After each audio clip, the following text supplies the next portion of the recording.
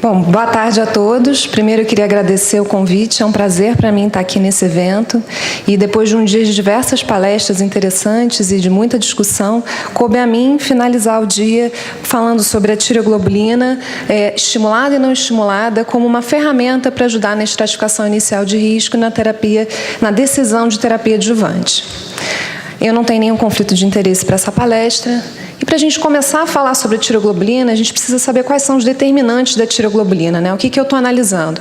O primeiro ponto importante é o tempo desde a cirurgia. A tireoglobulina ela tem uma meia-vida de 1 a 6 dias. Então, o nadir pós-operatório acontece, em geral, em 4 semanas. Então, a gente precisa dosar essa tireoglobulina após 4 a 6 semanas da cirurgia. Também é importante a gente considerar qual é a quantidade de tecido tireoidiano remanescente. Isso vai depender, obviamente, da extensão cirúrgica e do volume e da experiência do cirurgião. Por isso que, quando fazemos tireoidectomias totais, precisamos de cirurgiões com boa experiência e um bom volume, para que remova todo esse tecido. Também é importante a gente considerar a quantidade de tecido tumoral remanescente, que está diretamente relacionado ao risco individual do paciente de ter metástase, tanto locorregionais quanto à distância. Com relação à dosagem da tireoglobulina, temos diversos métodos, diversos ensaios disponíveis que têm muita variabilidade entre eles. Então, o ideal é que o paciente ele seja acompanhado com o mesmo ensaio e que a gente conheça quais os ensaios que a gente tem disponível na nossa instituição e na nossa cidade e que a gente mantenha esses ensaios. O ensaio imunométrico ele é o mais disponível, mas ele pode sofrer interferência com os anticorpos antitireoglobulina, que em geral levam ao falso negativo, E a gente pensar sempre em anticorpo antitireoglobulina, tem que sempre ser dosado junto, mas pensar naqueles pacientes que o histopatológico vem com tireoidite de Hashimoto. O radioimunoensaio, ele tem menos interferência com o anticorpo. Quando essa interferência ocorre, é para um falso elevado. Mas ele não está tão disponível e ele tem menor sensibilidade. Com relação à sensibilidade, hoje em dia a gente tem os ensaios de segunda geração que tem uma sensibilidade funcional maior, menor que 0,1, né? E isso aumenta o valor preditivo negativo da tireoglobulina, que isso é importante para a gente. E o guideline da ATA nos recomenda que a calibração seja contra esse antígeno CRM 457. E, por fim, os níveis de TSH também são muito importantes. A gente sempre deve considerar tireoglobulinas com os mesmos níveis de TSH na hora do acompanhamento para a gente comparar uma com a outra, seja ele estimulado ou seja ele não estimulado em vigência de hormônio tireoidiano. Esse estudo da Carol Spencer ele é bem interessante porque ele compara justamente a correlação entre a tireoglobulina não estimulada, usando os ensaios de segunda geração, que esse aqui ela tinha uma sensibilidade funcional menor que 0,05, com a tireoglobulina estimulada. E o que eles observaram é que existe uma correlação linear entre essas tireoglobulinas, que em geral uma tireoglobulina não estimulada, ao ser estimulada, promove um aumento de 5 a 10% na tireoglobulina. E o que é interessante quando a gente observa aqui como era a tireoglobulina basal e como ela ficava ao ser estimulada, todos os pacientes com tireoglobulina indetectável ficavam com uma tireoglobulina estimulada abaixo de 1, abaixo de 2. E aqui, a maioria dos pacientes com uma tireoglobulina não estimulada menor que 0,1, quando estimulados, essa tireoglobulina ficava menor que 2, que a gente vê que é um valor que a gente considera uma boa resposta ao tratamento.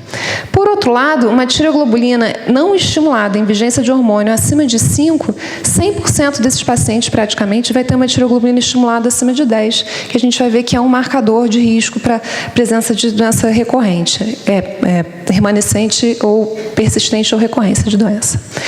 Nós fizemos uma avaliação, um levantamento da prevalência da tireoglobulina pós-operatória depois da tireoidectomia total. E nós podemos avaliar que a tireoglobulina estimulada ela teve negativa na grande maioria dos pacientes de baixo risco, e mais de 50% dos pacientes de baixo risco de diferentes séries e diferentes países, então com diferentes cirurgiões. A tireoglobulina não estimulada no pós-operatório teve negativa em mais de 60% dos pacientes e menor que 2 também em 96% dos pacientes. Agora, quando a gente considera os pacientes de risco risco intermediário de alto, essa prevalência diminui, falando que a gente tem que lembrar também de qual é o risco individual dele ter recorrência. Usando aqueles mesmos trabalhos, nós avaliamos o valor prognóstico da tiroglobulina pós-operatória, sua capacidade de avaliar o risco de doença recorrente ou persistente. E fizemos aqui, usando todos aqueles trabalhos, nós pudemos observar que existe uma tiroglobulina estimulada, tanto após tiroidectomia total com iodo, quanto sem iodo. Uma TG estimulada negativa ou menor que 1 está associada a um baixo risco de recorrência, de 1 a 3%. Já por outro lado, esse grupo aqui do meio, que é uma TG entre 2 e 10, 1,5, 10, tem um risco de recorrência variável. E esse risco de recorrência depende, obviamente, do risco individual inicial do paciente, que varia em torno de 1 a 8%. Já a tiroglobulina acima de 10, e quanto maior for esse valor de tiroglobulina, maior é o risco de recorrência.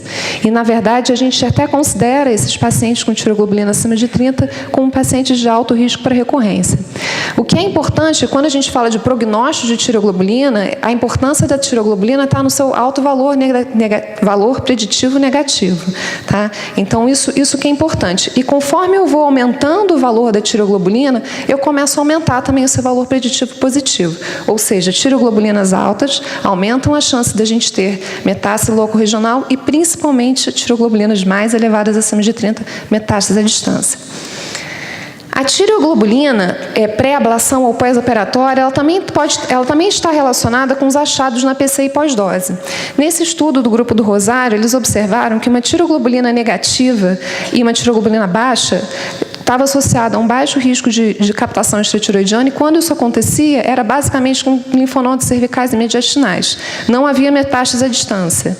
E o que foi interessante é que essas metástases linfonodais elas puderam ser detectadas pelo ultrassom, mostrando a importância da gente ter um bom ultrassom pós-operatório. Já tiroglobulinas estimuladas mais altas pós-dose, pré-dose, estavam associadas ao maior risco da PCI pós-dose de metástase à distância. Tá? Baseado nesses achados, o grupo do Rosário avaliou o valor da tiroglobulina pós-operatória em conjunto com a ultrassonografia na decisão terapêutica de se indicar a ablação e na dose que seria utilizada em pacientes de baixo risco. Para isso, foram 237 pacientes de baixo risco, ele dividiu aqueles com tiroglobulina estimulada menor que 1, todos eles apresentavam ultrassom pós-operatório negativo e eles foram submetidos a uma dose baixa, ablativa de 30. E olha que interessante, o sucesso de ablação com 8 a 12 meses foi de 100%, todos continuavam na realidade como eles já eram antes, com uma tiroglobulina negativa e uma PCI, e o RPDT, a PCI pós-dose sem captação extratiroidiana, e todos ficaram sem evidência de doença. Então a gente se pergunta aqui se houve, na verdade, um benefício de se realizar essa radioterapia. Nos pacientes com tiroglobulina entre 1 e 10, o ultrassom detectou metástase em 4,7%, aqueles sem metástase linfonodal no ultrassom foram submetidos à dose de 30 e a de 100. E olha que interessante, a dose de 30 teve a mesma capacidade, teve o mesmo sucesso de ablação do que a dose de 100. E eles ficaram, ao longo do acompanhamento, eles tiveram o mesmo desfecho, nenhum teve presença de doença estrutural, só alguns que tiveram evidências bioquímicas de doença. Mostrando, então, que nesses pacientes de baixo risco, com uma tiroglobulina positiva mais baixa, a gente, se for optar por fazer iodo, a gente pode optar por baixas doses. Já por outro lado, o grupo de baixo risco com uma tiroglobulina estimulada maior que 10, esse sim, o ultrassom ele foi capaz de detectar metástase numa minoria deles, só 0,05, e eles foram submetidos, o de ultrassom negativo, a uma dose de 30 e uma dose de 100. E o sucesso da ablação da dose de 30 foi bem inferior ao da dose de 100. E, além disso, ao longo do acompanhamento, eles tiveram evidência de doença estrutural em 16% e doença bioquímica em 21%. Mostrando que, em pacientes mesmo de baixo risco, em que eu tenho uma tiroglobulina alta, esses pacientes eles têm maior risco de recorrência e eles se beneficiam de iodo, principalmente doses maiores de iodo. Quando a gente for fazer, a gente tem que fazer dose alta, apesar de ser de baixo risco. E o que foi interessante também é que, por outro lado, a grande maioria desses pacientes de baixo risco, eles tinham uma tiroglobulina estimulada baixa, abaixo de 10, com um ultrassom pós-operatório, que esse ultrassom é importante que ele foi feito depois de 12 semanas da cirurgia, e esses dois achados estavam associados a um valor preditivo negativo de 100% para a doença recorrente. Então, deixa a gente bem tranquilo que esse paciente vai evoluir bem e que ele talvez não tenha benefício de iodo. O nosso grupo avaliou também o valor da tiroglobulina estimulada em predizer o sucesso da ablação em pacientes com câncer de tireoide. O nosso grupo era um grupo de pacientes, a maioria deles de alto risco, e a gente observou que a tiroglobulina pré-ablação e pós-operatória foi um fator independente de preditor independente do sucesso de ablação. E o nosso, fazendo a curva ROC, o nosso cutoff foi de 18, eram pacientes de alto risco, né? E teve um RR de 5,89, uma boa sensibilidade, boa especificidade. E também aqui o valor a estratificação de risco da ETA também foi um preditor de sucesso na ablação, que a gente já imaginava, os pacientes de alto risco vão ter menos sucesso de ablação. E com relação à tiroglobulina não estimulada, a gente viu para aquele estudo da Carol Spencer que a tiroglobulina não estimulada, ela tem usando os ensaios de segunda geração, que tem uma sensibilidade funcional maior, eles têm uma correlação com a tiroglobulina no laboratório, no teste, com a tiroglobulina estimulada. Mas será que na prática clínica a gente pode usar isso como fator de prognóstico? E esse estudo da Giovanella avaliou isso, foram 126 pacientes que fizeram tiroidectomia total e iodo, e eles avaliaram a tiroglobulina pós-operatório e pré-dose. E observaram que ela foi capaz, sim, de predizer a presença de metástases ávidas, metástases extratiroidianas na PCI pós-dose, né? E com a curva ROC, esse ponto de corte foi de 1,1, com um valor preditivo negativo de 93,6. Também foi capaz de predizer a presença de doença recorrente e persistente em 12 meses, uma TG não estimulada menor que 0,65. E o que foi bem interessante, que uma tiroglobulina indetectável, usando os ensaios de segunda geração, teve associado a 0% de recorrência, ou seja, todos os pacientes com uma tiroglobulina indetectável, pós-operatório, não estimulada, estavam livres de doença ao longo do acompanhamento, dando um valor preditivo negativo de 100%. Então, a pergunta que vem depois é: me ajuda no prognóstico? Será que me ajuda na decisão terapêutica de tiroglobulina não estimulada? Esse trabalho vem justamente para responder essa pergunta. Eles pegaram os pacientes com uma tiroglobulina não estimulada negativa, usando também ensaio de segunda geração, e observaram pacientes de baixo risco e de risco intermediário. E olha que interessante, aqui é a sobrevida livre de doença pelo tempo, e os pacientes que fizeram iodo e que não fizeram iodo, que fizeram e que não fizeram iodo. E, na verdade, a sobrevida livre de doença foi semelhante entre os dois. Nos pacientes de risco intermediário, a gente observa também o mesmo padrão. A sobrevida livre de doença sem iodo e com iodo foi bem semelhante, tá? Mostrando, então, que talvez esses pacientes que têm uma tiroglobulina pós-operatória não estimulada, menor que 1, indetectável, usando ensaio de segunda geração, talvez eles não tenham benefícios de se realizar o iodo. Por fim, esse trabalho também com tiroglobulina não estimulada do grupo do Memorial avaliou só os pacientes de risco intermediário, com o objetivo de correlacionar a tiroglobulina não estimulada com os achados na PCI pós-dose, e eles usaram o SPECT-CT para avaliar, que tem maior, enfim, é mais específico, tem maior sensibilidade nisso. E eles avaliaram 290 pacientes que foram selecionados para receber iodo. No Memorial, não são todos os pacientes com risco intermediário que recebem iodo, então já se pode predizer que esses pacientes eram pacientes de um risco intermediário, mas de um risco um pouquinho mais alto dentro desse grupo do intermediário. E a primeira informação que a gente tem é o que a gente imaginava, que uma tiroglobulina acima de 5 teve associada a maior captação em linfonodo e em pulmonar, então aumentou o risco de metástase. Mas um achado que a gente não imaginava ou não esperava tanto é que esses pacientes com tiroglobulina não estimulada indetectável, que pelo ensaio deles é de 0,6, 12% deles tiveram captação em linfonodo e 0,7% tiveram captação em metástase pulmonar. E aí, o que fica disso? Quando foram avaliar esses pacientes, eles observaram que a maioria desses pacientes eram pacientes que tinham subtipo histológico de maior agressividade, como tol-cel e pouco diferenciados, e que eles tinham maior volume também de doença linfonodal.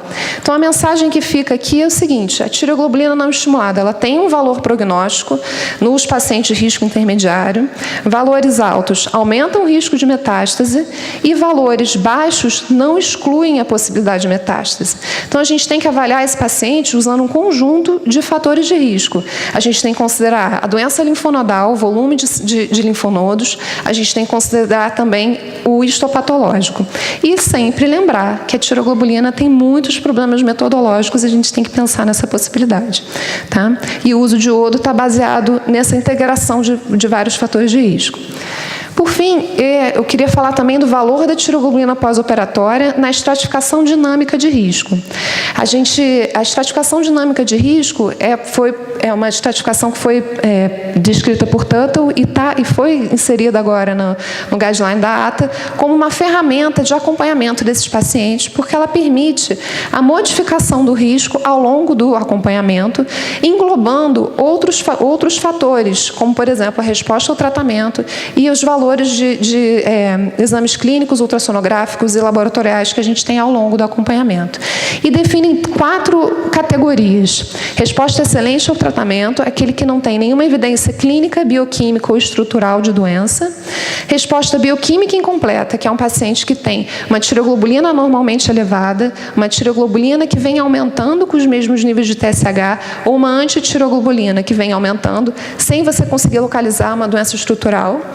A resposta estrutural incompleta, que é a presença de doença estrutural propriamente dita, e a resposta indeterminada, que são aqueles pacientes que têm achados inconclusivos que não permitem que a gente coloque em nenhuma dessas outras categorias. A tiroglobulina não estimulada e estimulada, a tiroglobulina é muito importante na definição dessas categorias. A resposta ao tratamento foi validada e foi descrita para pacientes que fizeram tiroidectomia total e iodo. E o nosso grupo, com o trabalho da Fernanda Weissman, também validou esses dados aqui no Brasil, com os dados que a gente tem do Rio de Janeiro, do FRJ e do INCA. Agora, eles dependem de tiroglobulina feita após ablação. Como a gente pôde ver nas palestras anteriores, não é necessário que a gente faça iodo em todos os pacientes. Mas aí fica aquela dúvida. Eu não preciso fazer iodo porque não tem benefícios em termos de redução de mortalidade, nem redução de recorrência. Mas eu posso usar a estratificação de risco, que a gente sabe que é uma coisa interessante. E agora, eu vou fazer iodo para poder utilizar essa estratificação de risco? E justamente para evitar isso, o nosso grupo desenvolveu, junto também com o grupo do Memorial, classificações, novas definições para uma boa resposta ao tratamento em pacientes que não fizeram iodo, que fizeram tiroidectomia total e que fizeram lobectomia.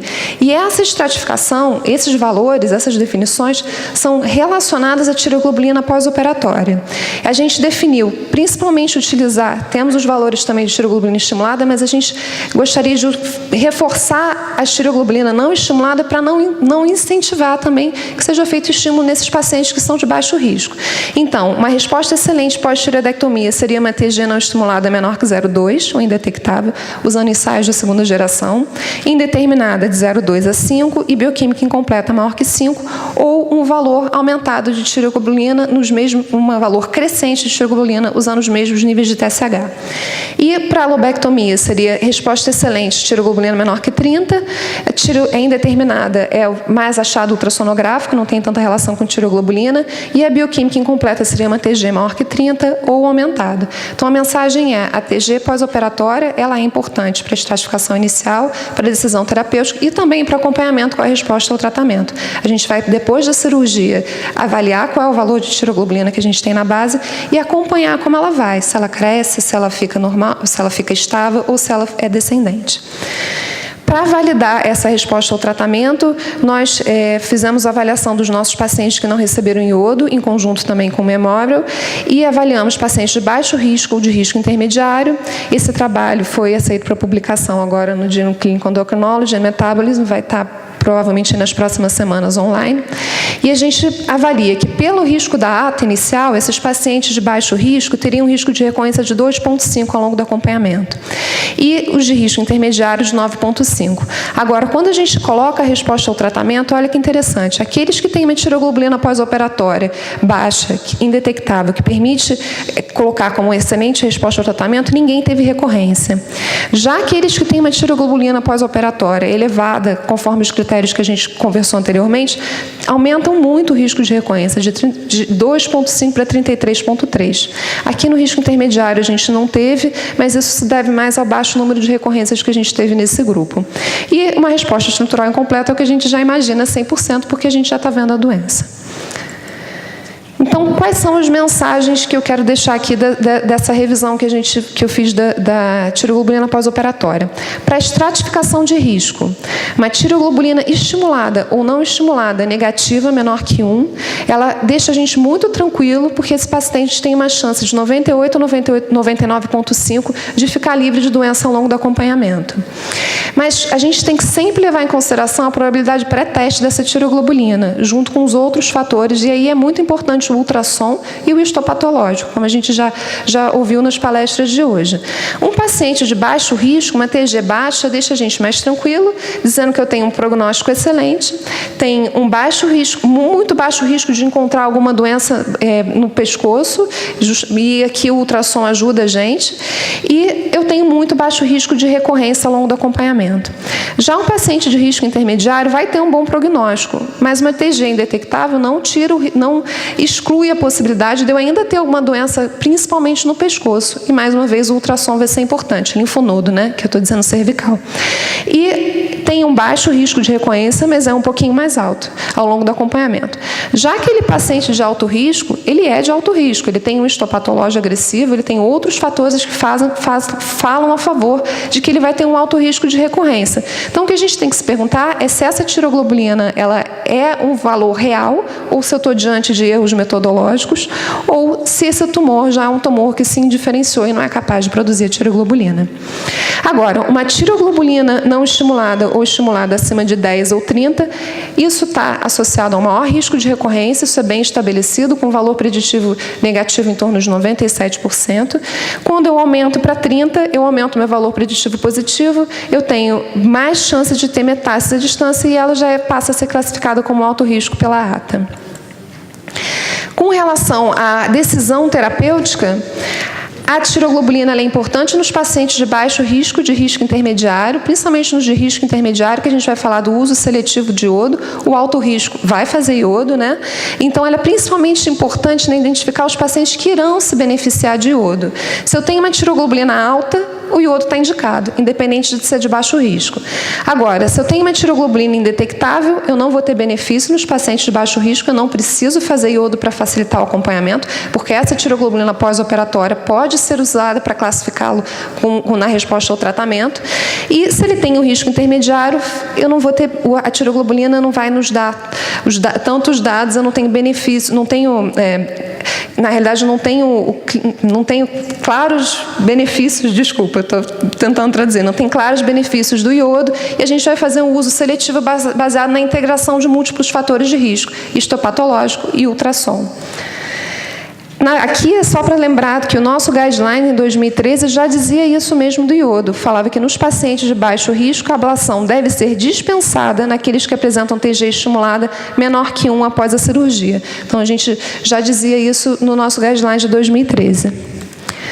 E, por fim, com relação ao sucesso de ablação, uma tiroglobulina alta é um preditor de que eu vou ter falência com baixas atividades. Então, na ausência de uma tiroglobulina alta, a gente tende a escolher, quando tem indicação, maiores doses, maiores atividades, acima de 100, não usar 30. Tem esse estudo aqui também mostra que a cada aumento de 1 nanograma por decilitro na tiroglobulina estimulada, eu aumento em 6% o risco de falência com baixas doses, com baixas atividades de iodo, e que a TG acima de 6 ou 10 favorece a alta atividade. Já uma tiroglobulina indetectável, quando eu for fazer iodo, eu posso utilizar uma baixa atividade. Então, era isso. Eu queria agradecer a todos e queria agradecer aqui também ao grupo de endocrinologistas do UFRJ do INCA, em especial ao professor Mário Weissman, que é meu orientador, a Rosana Corbo e a Fernanda Weissman. Obrigada, gente.